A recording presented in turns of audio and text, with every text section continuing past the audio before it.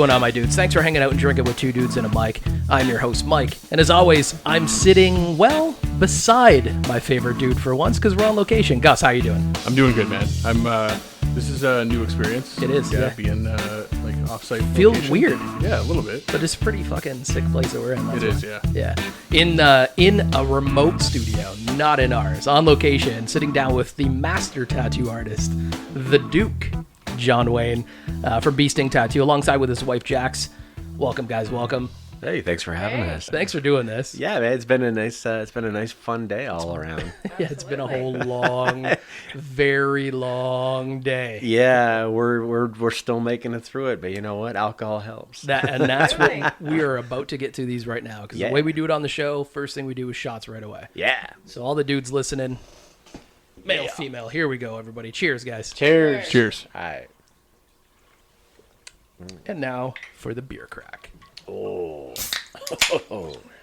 You got us all covered there? The rest of us cracked early this time. Yeah, you guys cracked early. Naga.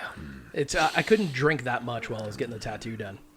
Yeah. No. It's kind of painful. I did it for you. So I did. You guys pre-show drinks. But yeah, I was tailgating the whole time. yeah, you know what? That's fine. But it turned out the lines are really straight. Yeah, surprisingly enough, man, they actually did okay.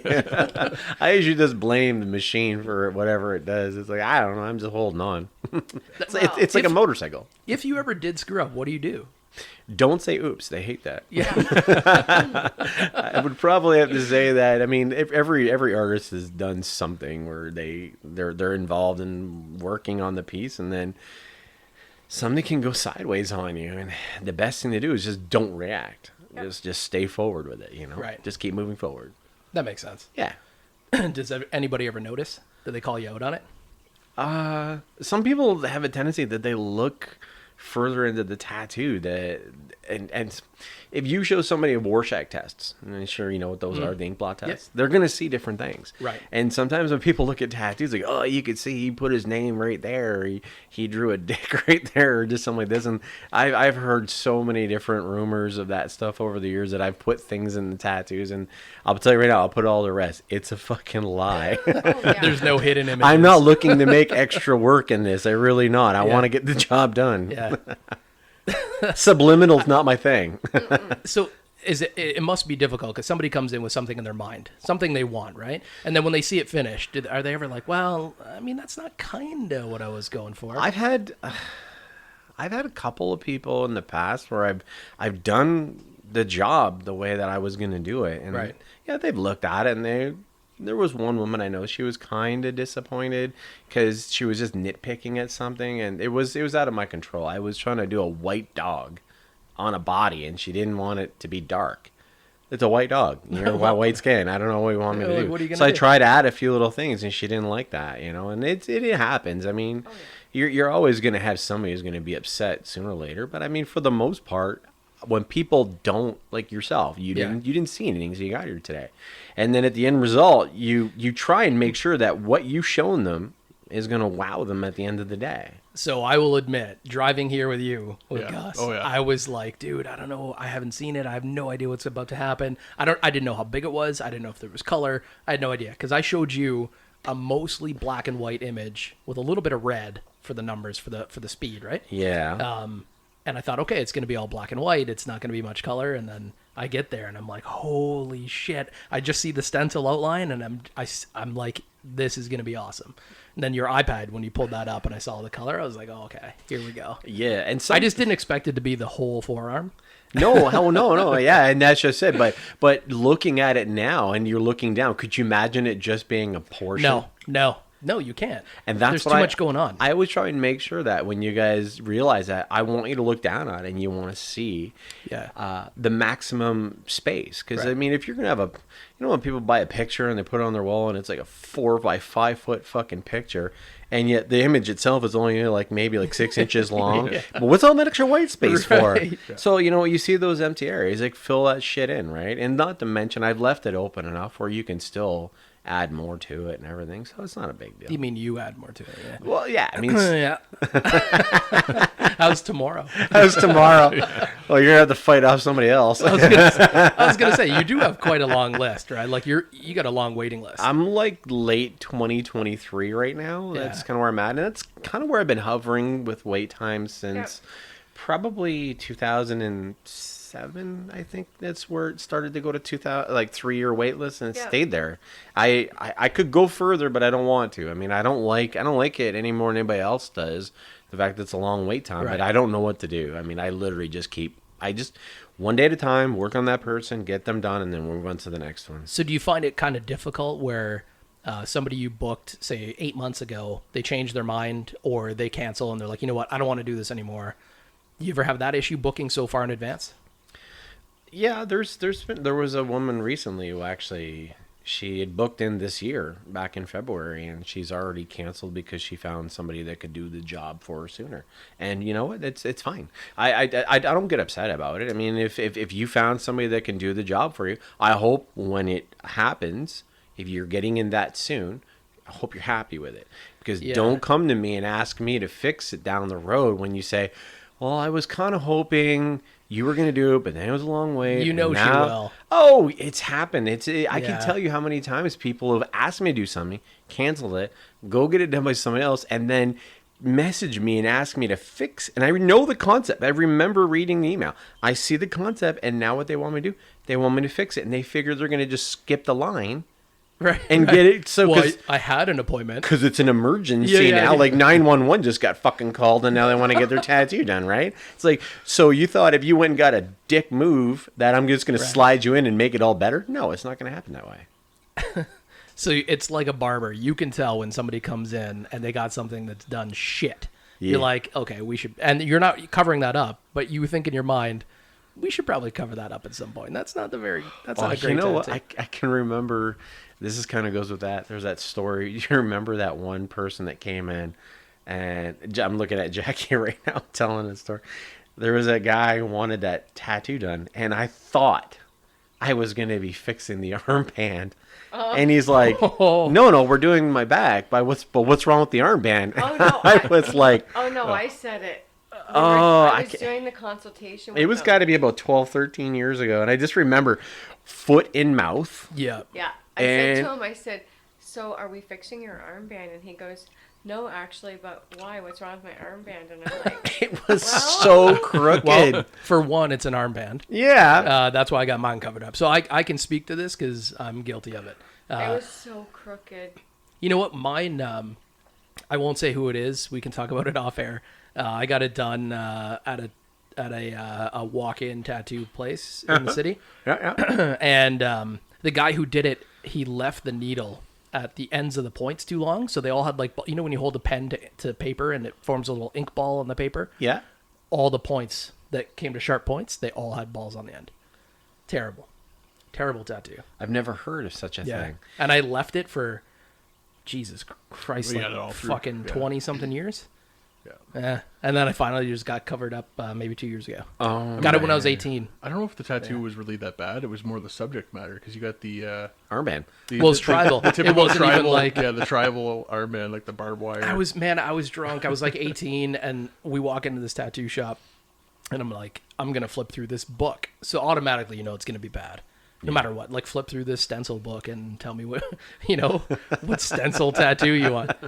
And that was the end of it. Yeah. You're kind of like, you know what? I'm just gonna flip to this, and then you know what? I can remember those days of having the flash books, we call them, and people would come in, and we had like a huge rack along the wall behind me here, and it was like just a whole bunch of books.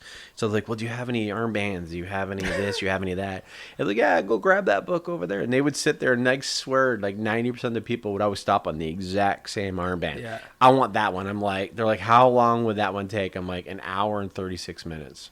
I could literally tell you how long it was going to take because I did it so many times. I got so good at it. Very plain, right? Well, it was just, you do anything. Like you do it enough times. You just know how long it's going to take you. There's a few things in life that you can save money on, but there's a very few that you can't. And I'm going to say a tattoo artist is one.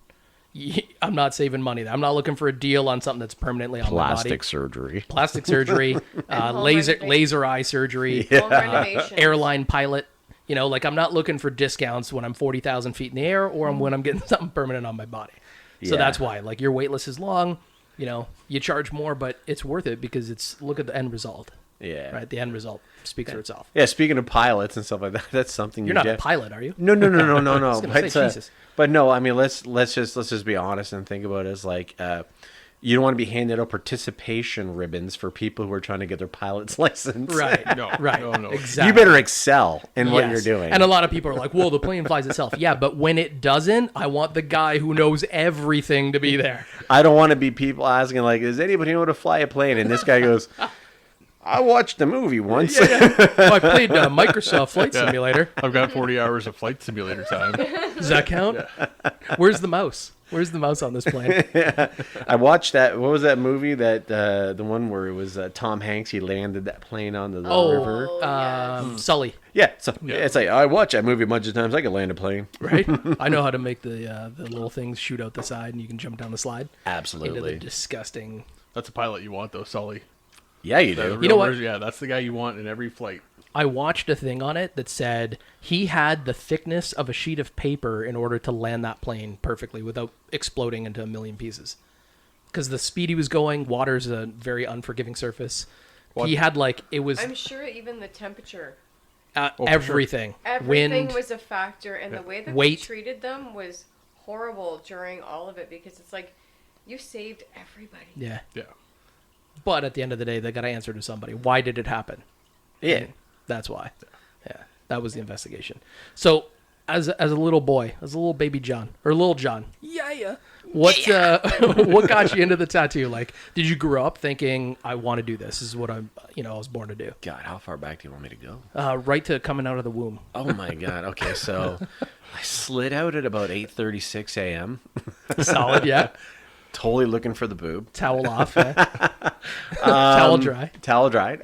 No, I mean, I was a sexy party like Stewie does, you know. The sexy parties. Yeah. Uh-huh. I was probably about kindergarten-ish, I think it was. I was watching my dad draw, and he was drawing some pictures of the plants that were hanging in my mom's window, and she had this very kind of organized, like, women used to make a lot of like hangers for their plants back then. So I started drawing when my dad was drawing. I asked him if I could do it, and he goes, yeah. So he handed me his paper, kind of let me start drawing with him, and then they started to see the potential. So years kind of go on. Next thing you know, I'm getting art supplies for Christmas and birthdays and everything like that, and they kind of figured this is the route that I was going to go. As much as I wanted to be a truck driver, I ended up becoming an artist. And grade 8 came along, got the art award. Through high school, I picked up airbrushing, drew all the time because I didn't like any of my courses, so I just drew instead of listening to the teachers. So I would just draw on my binders. I used to have like kids, like other guys and stuff like that were in my grades and stuff in high school that would want to buy my binder at the end of the year because I decorated all year long with skulls and Slayer and Metallica and everything. And so I would literally just keep drawing. And next thing I know, I'm drawing tattoos for friends of mine that are going to get tattooed in Windsor on Jefferson and down in the West End and everything. And they'd come back, and then I said, how'd the tattoo go? Because I would draw the skull with a top hat and a joint hanging out of its mouth. You know, the 80s. Yeah. The good shit back in the GNR days. And these, they'd go, they'd hate it. They'd be like, it wasn't anything like what I drew. They would just basically just have this bullshit kind of like tattoo put on them that was done half-assed. So they said, I would just prefer if you did the tattoo. And I'm like, well, I don't tattoo. And then next thing I know, I'm asking a friend for some advice on what to do, and he's all like, here's my equipment. It was a homemade, I'm going to call it a gun. I don't usually call a tattoo machine a gun, but when you're talking homemade shit, it's a fucking gun. So I'm doing these homemades on my friends at parties, and I'm showing up at, you know, like this party and stuff like this, and I got like this Zehrs bag full of goodies, and next thing you know, there's like an arm laying on a couch, and I'm like tattooing. This is like, don't worry, this is like late 80s. So, I mean, this nobody cared. I mean, nobody even gave a second thought about tattoo hygiene or any kind of safety. We just we used the fucking Bic lighter to heat up the needle, which was a guitar string. And that was your sterilization. What? That's what you did, man. And you just did the tattoo, and then Fucking jail tats. yeah. Well, I would sit there and have to take a ballpoint pen and have to draw the tattoo first on the body, and then try and tattoo it after, and all while I'm drinking, and I'm like 17 years old. So yeah, there's a bit of history there. I could talk about that for hours, but that's kind of where it got to. And then I started tattooing. Then I was gonna get out of it, go to college, get back from college, and people are still thinking I'm tattooing, and I'm like, I'm trying to get on a different route. And I had a buddy that I worked with at the gas station, because that's where you end up after college. You end up pumping gas. So You did that. I did that for a while. yeah, you know the deal. And so I ended up tattooing. I ended up pumping gas with this guy, and he asked me to tattoo him. I couldn't say yes, and I couldn't say no. I tried to say no, but he wouldn't have it. When I finally said yes, I gave him. This is my request. If I'm going to do this on you, I'm not doing it with a homemade. You're literally going to have to figure out how to get me the equipment I need. He goes, well, you find a place to sell you the equipment. I'll get you the money, and we'll do this. And it was like, all right. So I found the place, and 5 days later he had the cash, and he worked with me. I mean, he did some shady shit to get it, but he definitely wanted those tattoos pretty Right, hardcore. yeah. So I ended up with the equipment. He ended up with the actual tattoos. And thanks, Aaron, for fucking investing in me in the first year of my career. So that's what kind of launched what you have now. Aaron, the empire you have. my now. buddy Aaron was probably the guy who he was the initial investor in Beesting. The guy who gave me the push to do it in the first place, who was long past, rest in peace, Chris Lozon. He was the one who gave me the. I couldn't even say no. He pretty much threatened me, and he was like, "No, you're going to do tattoos." And he became a really good friend of mine, and he's been gone now for 8 years. So I mean, but Aaron is still around, and he looks back at it and he goes, I always knew you had it in you. You'd be able to do this. And he really believed in me, and I really appreciate it. So thank you, Aaron. The first time you put the needle to skin, Scared as fuck. I was going to say, how much were you shaking? Oh my God, man. I could tell you right now, you'll never sweat that much in your life. Yeah, because I can imagine. You can't even, Because you can't erase it. You can't take it back. fuck, because people flinch. You go to stick anybody with anything, they're gonna fucking jump, man. Well, it's a natural reaction, right? And Get away from the pain. To this day, I've gotten to a point now where I can approach the skin and it doesn't happen often. Right. It just occasionally you'll get that first timer and they don't know what to expect. Most of them, it's easier than they thought. But you do get the occasional one that will fucking just pop their little skin up a little bit like this, and you're like, okay, and I'll tell them, I'm like, that was you. You see what you did. And it's like you're talking to a child, right? Yeah. And I always hate that because I don't want to come off as being that person. I'm like, hey, you're talking to this person like they're a child. And it's like, you see what you did there. You do that again, and you're going to keep seeing that consistently. But I can fix that. That's not a problem. We'll get rid of that. No problem. You get one for free. You get the one, but you've been told. And we're going to go from here.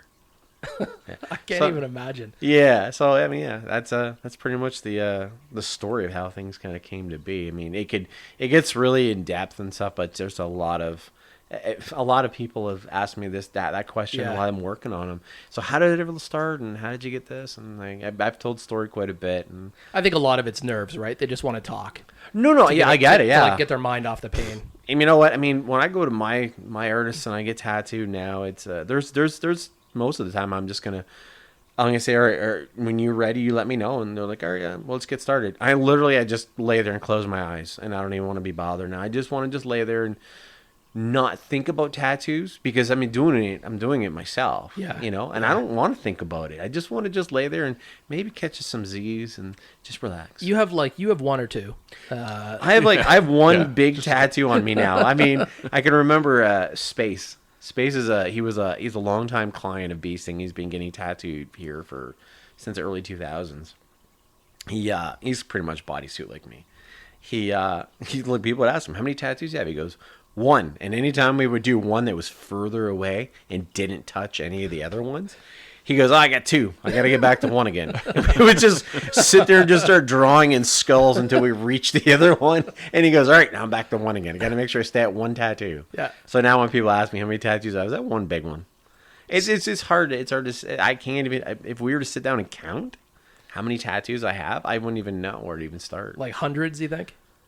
I wouldn't say I got hundreds of tattoos. I mean, I got hundreds Over of hours. 100. I have like 580 hours of tattoo time. 580. 580 hours of tattoo insane. time. Yeah. So let's go around the table here. All right. So John, you've got 580. Yes. Jax? She's never really put that together. I'd probably say you're probably about a third of that. Yeah.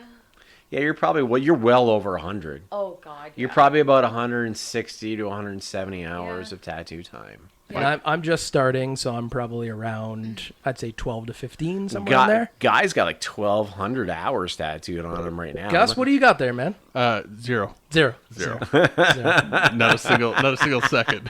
But they You call gotta him get a They dot. call him Guy or Gus. Gus. Gus. Okay. Well, okay, no, they call him Drew. Yeah. I call him Gus.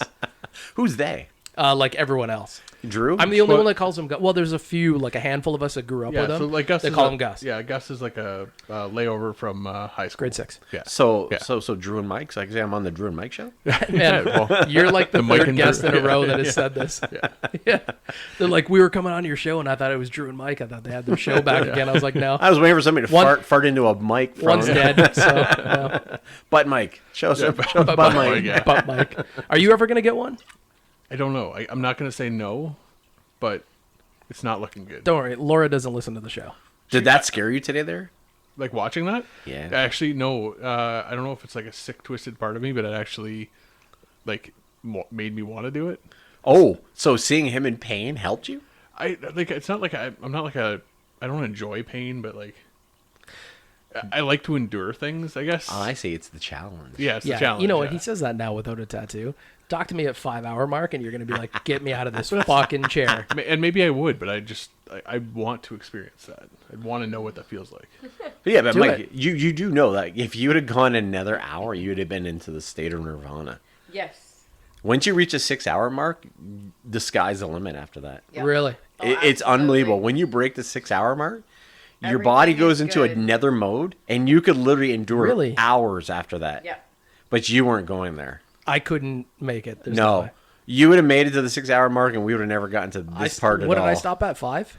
You were about 5.5. Five You and a were half? done. Yeah. I looked at the clock, and when we'd started, because we got a late start, and then we had some breaks and everything like that, and I looked at everything, and I was like, it's between 5.5 and 6 hours where we were of actual tattoo time, but I was leaning more towards 5.5 because of the spraying, the juice we call it, the love juice. For people that don't know, that stuff is horse shit. It doesn't really work. If it was going to be me to actually suggest to you, Gus, if you were hesitant towards any tattoo, get black and gray to start because it's going to be your easiest sit ever. I will say, yeah. I don't know if it's the area, but the one on the outside of the bicep, way easier to do. Oh, easiest spot to get tattoos outside Yeah. of the bicep. Oh, It's yeah. like super easy. Yeah. You know, I mean, And the whole thing didn't hurt. Like, there were spots where you're like, dude, I could sit here all day and you don't even care. Yeah, some spots I didn't even really feel it. It kind of felt good. But down on the thin part of the inside of the wrist where your arm folds, what do you call it? you get ditch? you get the ditch and the, ditch. wrist area. Those two creased areas, Oh. they're very very thin skin, and it sucks. I'm not gonna lie to you. It's absolute bullshit. Definitely. Yeah, that's where you're flinching the most, and then like the inside of your arm, you were. Well, I think the inside of the arm, though, because it was over time. Like, the first time he was doing it, it didn't hurt as much. But going over it and over it and over it. You didn't make much noise at all with the black. Any of the No. black stuff, you didn't even seem to. Black notice. was easy. Yeah, it's like you were having normal conversation, and, Yeah. and everything was. Well, we was fine. recorded some of the film Yeah, with doing it. and then when you got into, I think the blue was the first time you started making any face at all. Maybe some of the black. Maybe I a said little- there were some yeah. spots. I'm like, oh, this feels right. When he was When I was doing the black through the ditch, that's when yeah. he kind of looked at me with that look of like, I probably would light your house on fire. Yeah, I made a mistake. yeah, this is kind of shitty here right now. But I was gonna say now I can say whatever I want to you. you can like However, there's still about 10% more to go. Yeah. finish this up. Yes, we have a 10% mark to kind of Yeah. finish up on this. So and then- he is the greatest guy ever. He's very gentle. It's all good, man. It's all good. Next one you're getting. Would you say like there was a time like so back in the day with sailors, prisoners, and bikers, hookers who got tattoos, and like that's completely changed. Now it's everyone. But would you say like it was still artistic back then, or was there like a change like where it evolved from being just like anchors and skulls to art? If I was to take what I know, just thinking back into kind of where things changed, it was strictly, yeah, it was like sailors and bikers and prostitutes. That was pretty much where the beginning of the fad of tattooing started. It wasn't the beginning of tattoos. The beginning of tattoos goes back to caveman era. But as it kind of played itself into the early turn of like the 1900s all the way maybe up to the late 70s, it was just that. And then you started getting more fine line artists. They were coming out, they were doing black and gray. You know, you had guys like Jack Rudy and oh man, what is the other guy's name? Brian Everett? No, not Everett. The guy lost his two sons. Freddy Negrete. That's it. So Freddy Negrete. So these were guys that brought art. They brought truly a real, true art form into it, and we started to see not things that were just very neo-traditional style or traditional tattooing. They started to bring more of an artistic background into it. Guys that could actually really draw. And that's when it started to change and evolve. And then when it hit the 90s, that's when it really exploded, because you started to see bands like Motley Crue and Red Hot Chili Peppers, and they had like tattoos, and people were like, fuck yeah, I want to get a tattoo just like they did. Yeah. That, I mean, to me, when I really took a notice at tattooing is I was heavy into heavy metal and rock and stuff back in the 80s. There was one band called Circus of Power, and they had a song called Call of the Wild, and these guys were the most heavily tattooed band I'd ever seen in my life. And I just remember saying, fuck yeah, I want to do that. I want to do tattoos. I saw that, and it was like, to me, it was like there were guys that had like back pieces in this music video, and I was like, holy shit, I can't even believe this. Like, people would get this. That's awesome. If you could tattoo one person, anybody, who would you want to tattoo? Oh man, Any celebrity or like idol or somebody that you haven't already done. 'Cause you've done a lot of James Headfield was on my fucking list, man. I don't even know if I could even actually pull it off. I mean, like, literally, I mean, he's got tattoos now. He's got lots of tattoos, but he was the one guy that was my goal. I wanted to tattoo James Headfield. I don't know if I could still do it to this day, but yeah, definitely right up there. You don't think you could? Why? It's scary. It's scary when you tattoo. Like, when I had tattooed Peter Klett of Candlebox, I'm not going to lie to you, man. I had to pound quite a few beers just to actually calm my nerves. I didn't think I was going to be able to keep my hand steady and shit like that, so... Yeah. Yeah. So it's different. Like the stature of the person changes the mood for you. Changes the mood. Yeah, because you remember, it was like, I mean, like, in case you hadn't noticed, when I was working today, music drives me. Yeah. Music drives me big time when I'm working. So when I actually get a chance to actually meet these people that, at, say, one time, they were so inspirational to me, or still are to this day, and I have to work on a person that's that creative, it's intimidating as shit. You know, you really have to like buckle down and think, holy fuck, man, I'm gonna have to do this, and I have to do it well. Yeah. You know, like, and like all the expectations that they have out of you, it's like, you know, time to, like, the gloves are off and you better bring your A game. You know, don't be hungover, don't be fucking tired, don't be fighting with your old lady, none of that shit. You got to come in with your fucking game on, because that person is going to go into a music video or whatever. That's what the people are going to see. They're going to see that tattoo. And I can tell you, after I tattooed Peter from Candlebox, and like literally I saw that tattoo I did on his arm in a music video, I was like, fuck, thank God it looks good. Yeah, because it goes everywhere at that point. Yeah, at that point, everybody's looking. Yeah, they may not know I did that tattoo, but I know I did that tattoo. And he knows. And he knows. Oh yeah, it's kind of funny. It's like I'll put something up on Facebook and I'll tag him to something like that. And he still to this day will comment on that piece as being one of his favorite pieces. So you had a good time. We had a great time. We we tattooed right down in here. It was 4:30 in the morning, and he was in the backyard in the middle of the night playing with the dogs and shit. It was kind of really cool to actually have somebody that, when I was in college walking down like King Street and shit back in like the early 90s, and Candlebox had just released their first album, and I'm listening on like cassette Walkman. Yeah. And I'm like walking down the street, and then he's now sitting in my studio and he wants to get tattooed by me. I'm like, I could have never imagined this was going to happen. It's always like, it's difficult meeting celebrities, right? Like the person that you've been idolizing for a while. Absolutely. This guy was totally cool. He was so fucking cool, man. I almost wanted to think he wasn't the actual guitarist for Candlebox. He was that cool.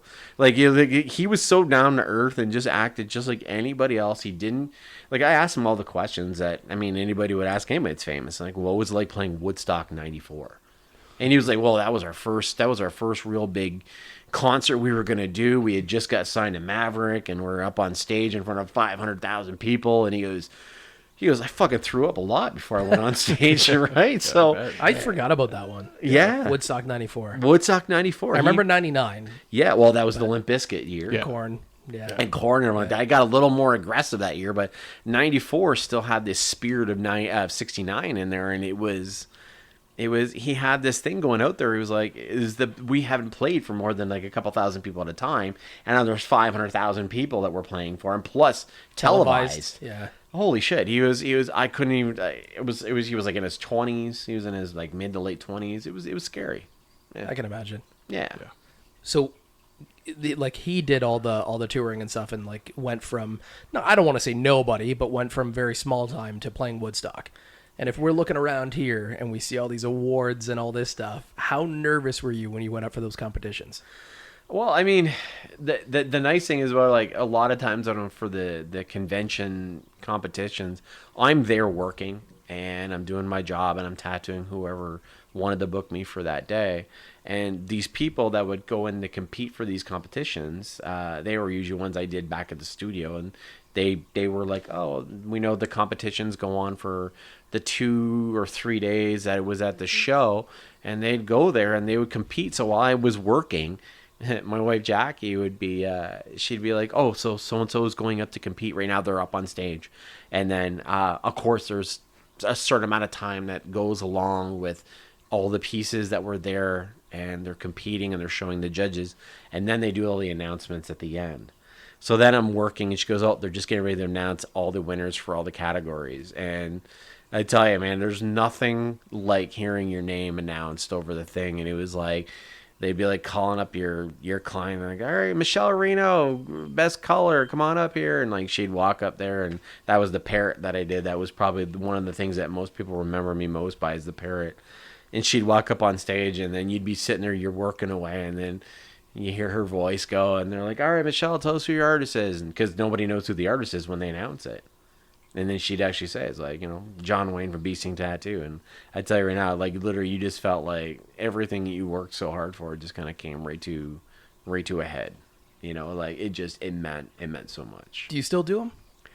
The conventions, Yeah. I don't work them anymore. I retired from that. And if my clients do compete, then that's totally up to them. They definitely go to the shows. They used to love going to the shows when I was at the show. I mean, obviously they come and hang out at the booth and everything, and they get to meet all the people looking through your book, and like, oh yeah, that tattoo you're looking at right there, that person's standing right there. So if you want to see what it looks like in real life, there it is right there.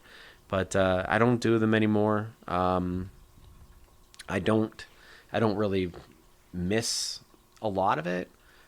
There's certain things I miss, like I'm seeing some of my colleagues and friends that I tattooed with through the years of the convention life. You kind of miss them because we're scattered all over the place. They're from coast to coast and Canada to United States and everything. So you don't get a chance to see the people that you would spend like 3 fucking days, sometimes living in a hotel room, or, just going out to every dinner and every meal with them and everything. And we had some good times, but I mean, like anything else, sometimes you got to know when to walk away from the party, and you kind of reach that point where, like, this is not my party anymore. This is a younger man's party. So 25 years in, any plans to hang up the needles? It's a common question that gets asked a lot. How long am I going to keep doing this for? I have some goals. I want to reach. I'm I'm not going to get too involved in some of the things we want to do as a couple when we actually reach a certain point. But originally 55 was a year that I wanted to start slowing down a little bit, maybe not tattoo as much. So keep the schedule going as it is right now, which is pretty hectic. But then in about 8 years from now, I want to start really kind of pulling back a little bit, maybe tattooing every other day, taking a month off here and there. Just by the time you figure that, I'll be almost 40 years. No, hold on. I got to think about that now. If I'm 31 years tattooing, another 7-8 years. Yeah, I guess I would be close to fucking 40 years. Yeah, holy shit. I didn't even think about it. I had to really put the math together on that one, and I've been drinking. That's why it takes longer, yeah. Yeah. So I mean, that's kind of, I'd like to think that if 55 was a year, I could start to maybe pull back a little bit, and then I don't know, I guess we'll see just how long I can hold on to a fucking needle for. Yeah, it's physically demanding. It is for you. Yeah, it is very physically demanding, mentally too, because let's face it. I mean, the tattoo world keeps changing. I mean, from what I was trying to master and do as my style, I mean, now I still get people that want what I do as I do, but I mean, there's always things that are changing. People come in with their cell phones and they found stuff on Pinterest and everything else, and I look at the stuff and I go, that's nice, but I don't even know anything about that stuff. I mean, that's somebody that's 22 years old that's tattooing that shit. I mean, I don't know anything about that. I mean, I don't like to consider myself old and out of the game, but I'm definitely a lot more seasoned than these younger guys. Yeah, no, it makes sense. Yeah. So, Jax, you going to retire too with him? I'm sure I will. Because you guys are full service here, right? Like you do tattoos and piercings and everything. So happy it's not just happy endings all the way. Happy Absolutely. I will vouch for that. You're still smiling. That's right. That's right. So retire with him or no? Oh, absolutely. But I mean, the nice thing is we can work across the country. Yeah. And we have friends pretty much in every province with a shop somewhere, and we can literally go and visit and, do like an Airbnb for a month and maybe work for a week that month, and the rest of the time just kind of like, what? Let's rent a motorcycle, a couple motorcycles, and just tour. And obviously we have our dogs and stuff like that, so we have plans. Here we are at the middle of the show. Yeah. So Good we're about to... Yeah, let's all the way to the middle. You made it to the middle. Keep listening because there's more shit coming. Ooh. But here we go with the mid-show shots. It's been Smirnoff. We'll finish with Smirnoff. It's a Smirnoff day. Yeah, Smirnoff. It's a very grapefruit day. Smirnoff. Smirnoff. So all the dudes listening, male, female. Here we go, guys. Cheers. Cheers. Cheers. And obviously we got a... All right, so what do you got? So, okay. I ask him this every show. I don't know why you asked me. I don't I'm know why hoping, at this point. I'm hoping he's going to change his mind one time. Yeah, I'm not. Gus, what are you drinking today? Honest So, lager. Okay, do you drink the same thing every time? Every show. Pretty much. Like, I'll switch it up once in a while. I'll do like a cream or here and there. Okay. I'll do like on International Beer Day, we did a bunch of tastes. Yeah. Like, there's a few that I like, but if I have my choice, if I can drink whatever I want, it's going to be honest lager. For whatever reason, I'm drawn to honest lager. I'm a big Scotch guy. I like Scotch. I've tried many different kinds. I like whiskeys. Is that what you like about the honest lager? Because it is a very full flavor. Well, that's the thing. So, like, I'm a lager person. I like lager. But honest lager is, like, almost not a lager. It's like an ale. It's a little darker. It's a little heavier. It's got much more flavor to it. And that's what I like about it. Their stout is fantastic. Yeah, it's by far my favorite stout. Is it as stout, heavy as a Guinness?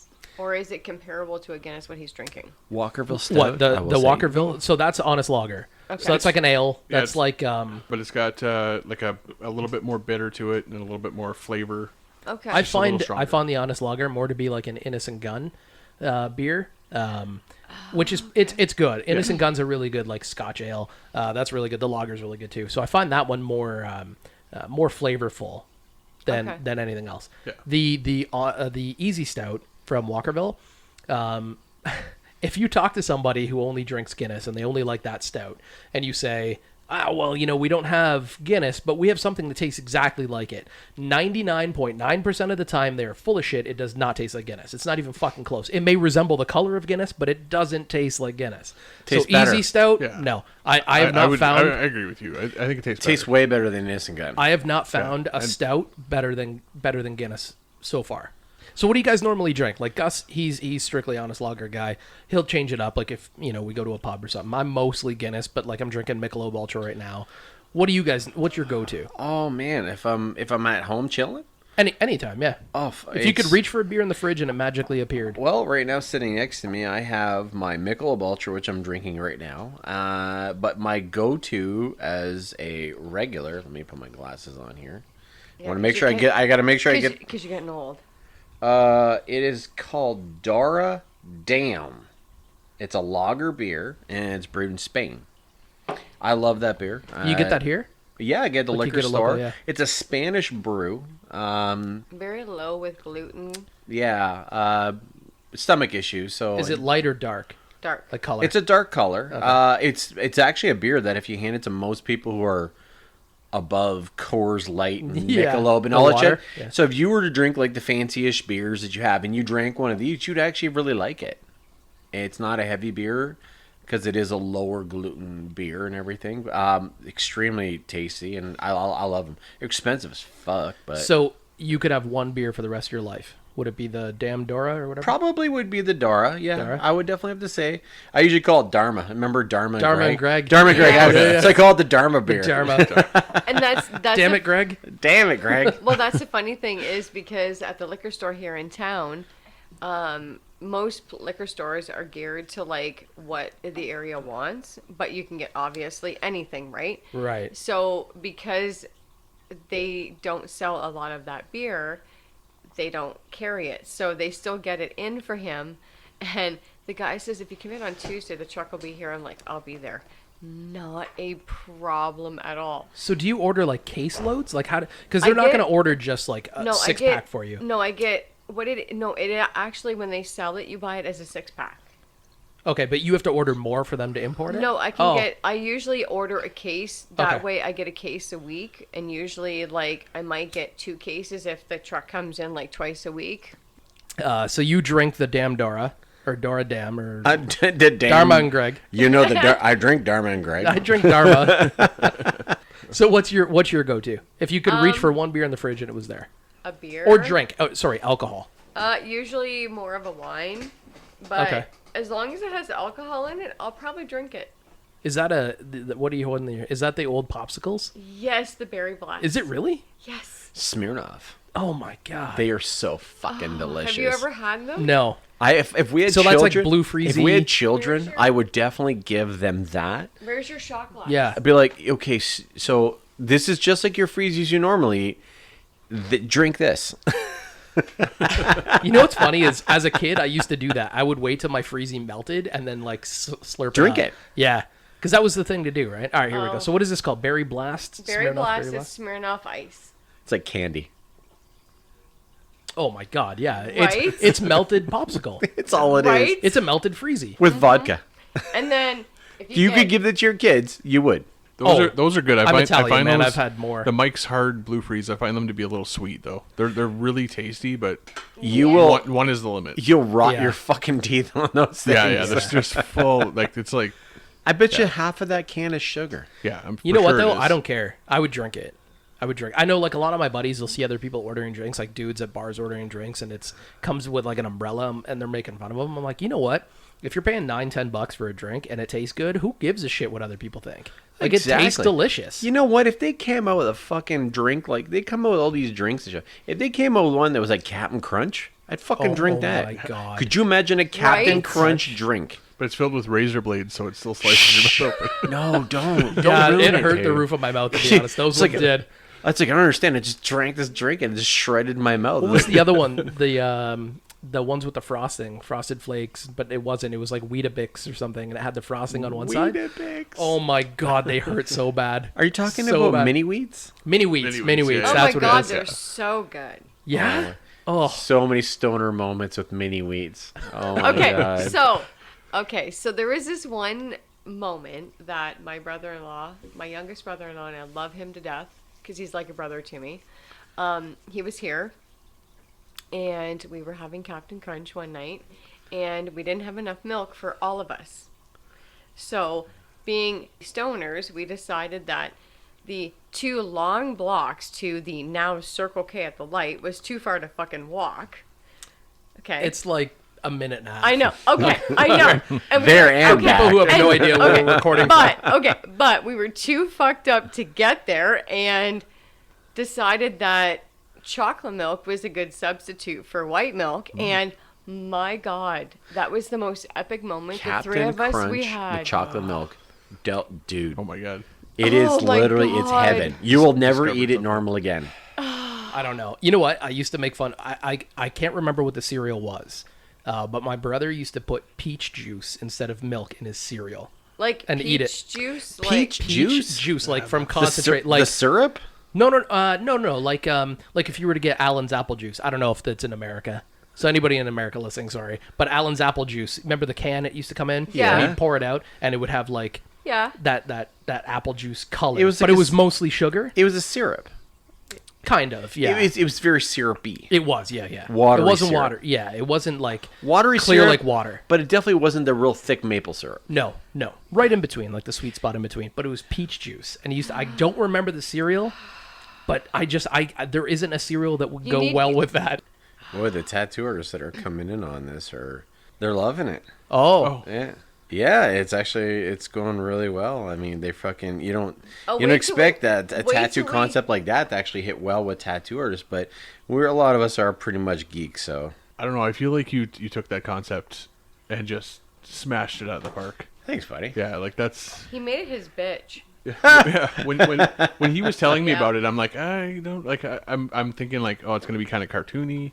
And you know what And he I'm wanted to thinking- leave out? He wanted to leave out the car. Yeah, that would. When I that would remember have when been he a was mistake. sitting here originally, he was like, "Yeah, I don't know if I want a DeLorean." I said, "The DeLorean was the show." It was a character for sure. For me, though, like I said to you while we were doing it, the whole thing with me is the concept of time, right? Time's constantly moving forward, but if you have the ability to control that time, so time and fate are like they go hand in hand, and I kind of like that concept. So I that- wanted more like the time circuits or the speedometer or whatever, that kind of stuff. But the way that this it's- turned out awesome. Yeah, the way that it's represented though with the clock and the flux capacitor, but then you still got the car because like that was the vehicle for time change.